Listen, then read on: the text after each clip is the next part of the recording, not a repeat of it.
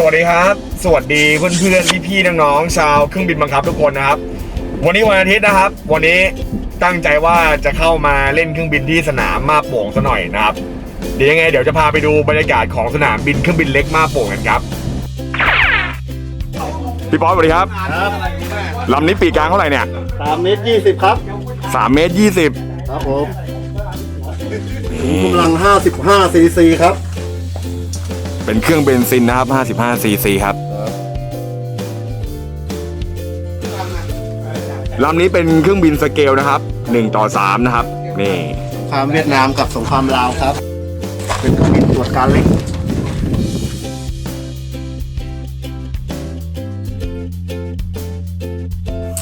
นี่ครับมีไฟใต้ท้องด้วยนะครับอันนี้มันเปิดตอนไหนอะพี่ป๊อตตอนล่วง อันนี้คือเสียบแบตก็คือติดได้เลยใช่ป่ะเราใช้กดเอาแต่ถ้าเป็นลำจริงมันเป็นไฟสีแดงอ๋อเฮ้ยพี่ป๊อตเนี่ยประตูนี่ของจริงก็เปิดอย่างนี้เลยป่ะเนี่ยใช่เปิดอย่างเงี้ยแล้วก็เปิดข้างบนเงี้ยนะอ๋อนี่ของจริงก็เปิดอย่างนี้เหรอเนี่ยอ๋ออ้าวแล้วมันล็อกไงล็อกข้างในล็อกข้างในมันจะมีข้างนี้เปิดข้างเดียวอ๋อ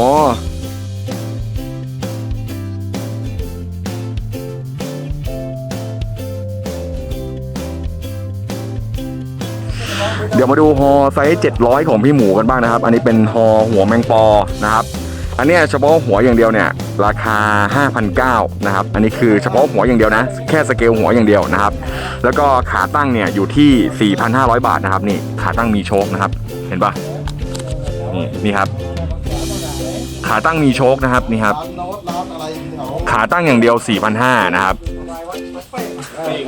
ส่วนตุ๊กตานะครับตัวละ550 บาทนะครับอันนี้พี่หมูเขา DIY เองด้วยนะครับนี่มีผ้าก๊อซพันหัวด้วยนะครับนี่หน้าตาของหุ่นนักบินนะครับนี่หล่อเลยนะครับ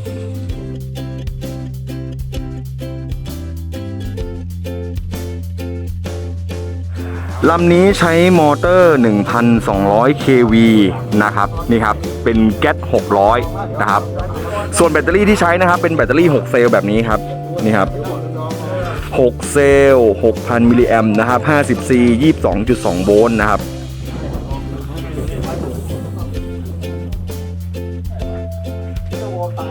นี่วันนี้แมงปอมีเพื่อนด้วยนะครับนี่ครับอันนี้เป็นไซส์600ของพี่เล็กนะครับนี่ลำนี้เนี่ยเดิมเป็นฮอน้ำมันนะครับเป็นฮอทีเล็ก600นะครับแล้วก็เอามาใส่อุปกรณ์ไฟฟ้าทีหลังนะครับนี่ครับลงชุดไฟฟ้านะครับ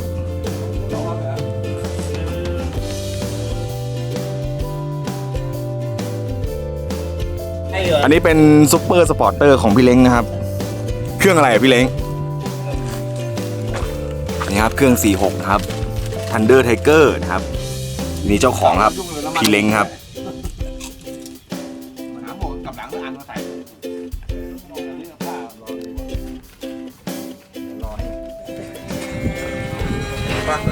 มันตั้งไม่ได้แม่งหนักหัวเกินไปไม่ลอยเสียง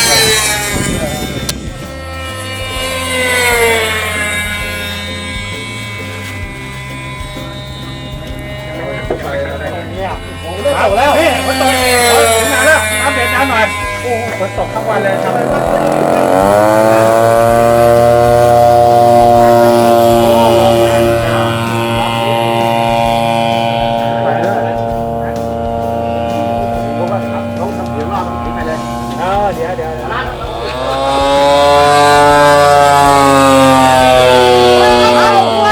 ไม่มุกเลยอ่ะมีสมูด้วยเหรอกินอาหารเสบียง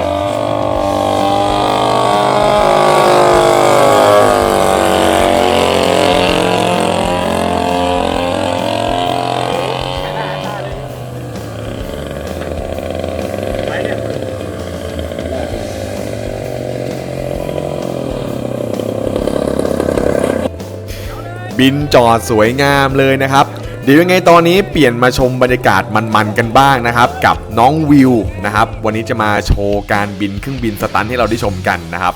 ไปชมกันเลยครับ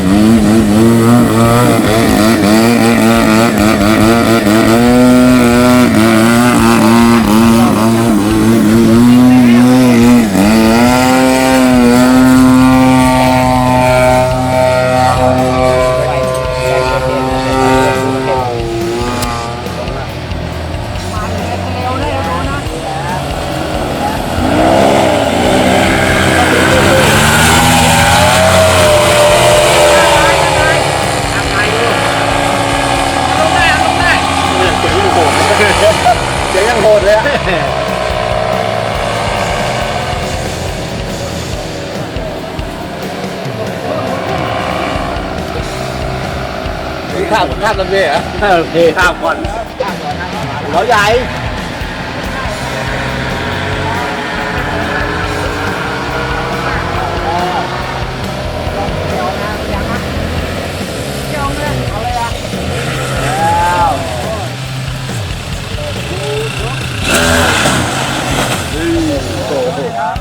โอ้โหกินน้ำนี้หน่อยเด้มากินน้ำนี้หน่อยเด้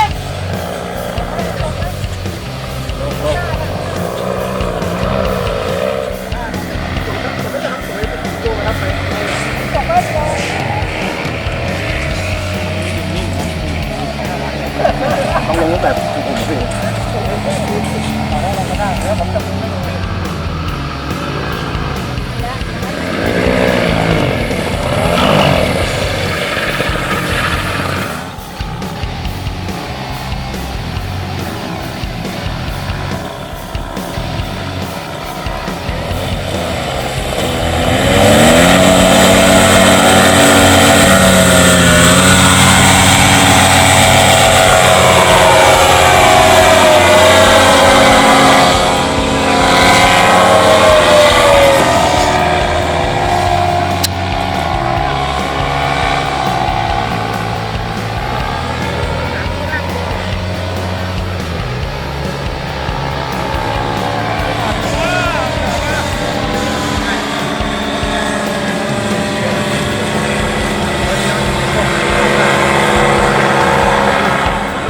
ม้วนลงมาแล้วไง